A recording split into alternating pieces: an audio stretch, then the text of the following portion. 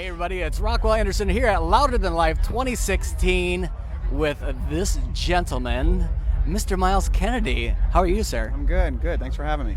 You know, if you're not familiar with Mr. Myles Kennedy, you know, you have a knack for playing with some really great guitarists. You were out last year with Slash, and now, of course, with Alter Bridge. But a lot of people who see you in both bands or haven't seen you live don't realize that you're a pretty damn good guitarist yourself. What are your influences? Talk a little bit about your guitar playing style and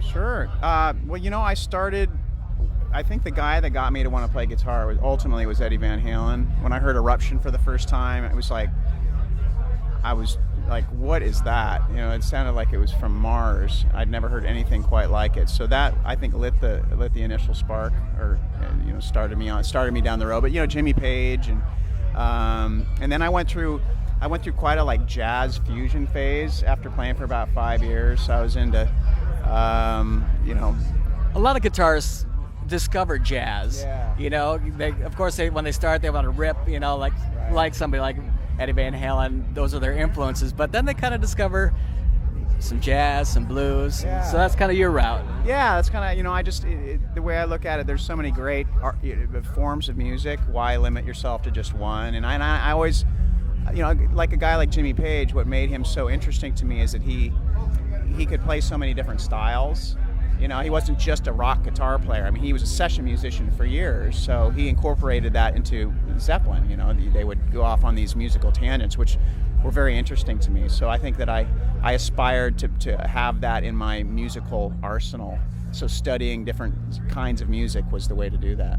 Okay, now it's the commercial portion of the interview.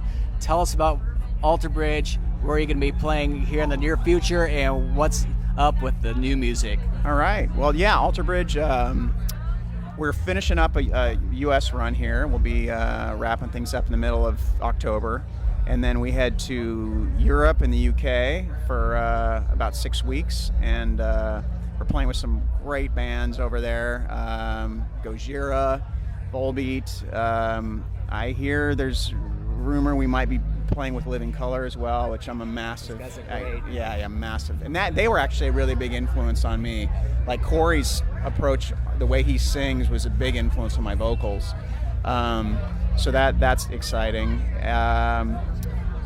Then the record comes out on the 7th. The Last Hero comes out on the 7th. Excellent. And just a little note. Alter Bridge was one of the few bands that got to play Houston Open Air last weekend, which we were at. This interview was supposed to happen last week, but thankfully we shot you guys. You're one of the 8 bands that played the entire weekend, but we had to reschedule, obviously, because it was evacuation time when we were supposed to do our interview. That was kind of crazy. But anyway, let's talk about, because we're doing this for Tattoo.com as well. It's Rockwell Unscene magazine and Tattoo.com. Let's talk about some of your ink. Yeah. Take it off. If Mistress Mel was here, she'd be saying, take it all off, but it's just me. You're a handsome dude, but I just don't swing that way, okay? I can say that, okay?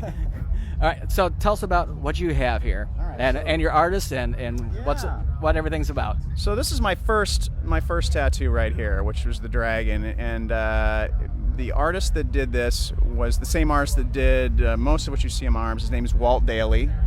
He's in Spokane, Washington, has a shop called Tiger Tattoo. And I got this in, I believe, 2000, right in that area. It was my first one.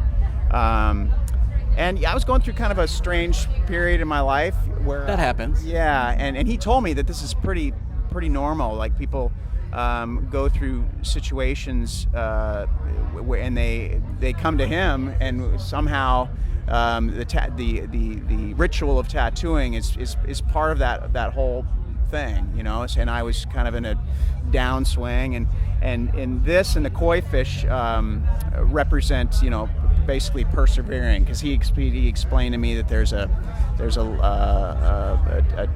legend, and I don't know if it's a legend, but a story about how the koi would swim upstream would eventually turn into the dragon, and the whole thing revolves around the idea of persevering and whatnot. I'm probably getting it all wrong. It's been 15 years since I heard the story, but I just love the imagery as well. And then the octopus he did. It turned out a lot larger than I initially thought it was gonna be. I thought it was gonna be just right here, but he just freehanded it, and this is it. It took him about 10 hours, and yeah. So still looks great. Any plans, any future ink, or is this gonna be it for? Well, I have some here. I have some elephants that I had done last year. Last year in Emily in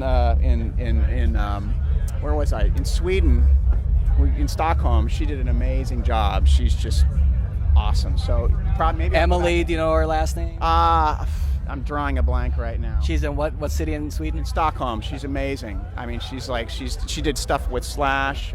She's done a lot of work, and she's incredibly talented. So.